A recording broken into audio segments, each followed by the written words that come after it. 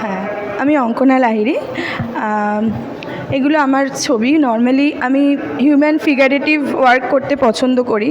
আর বিভিন্ন রকম রং, মানে ব্রাইট কালার ইউজ করতেও পছন্দ করি। মেনলি অ্যাক্রিলিকে কাজ করি। আর প্রফেশনালি আমি আইটি ইঞ্জিনিয়ার, কিন্তু ছবিটা তার পাশাপাশি ছবিটা যেন নেশার মতন, তো ওইটা ছাড়া হয় না। অফিসের কাজ সেরে মোটামুটি রাতটুকুই ছবি আঁকার সময়। মানে ফিমেল ফিগারেটিভ ওয়ার্কটাই মেন আমি করতে ভালোবাসি। এছাড়াও বিভিন্ন কনসেপচুয়াল সিরিজও করেছি ওইটা সম্পর্কে। এখানে আমি একটা সাধারণ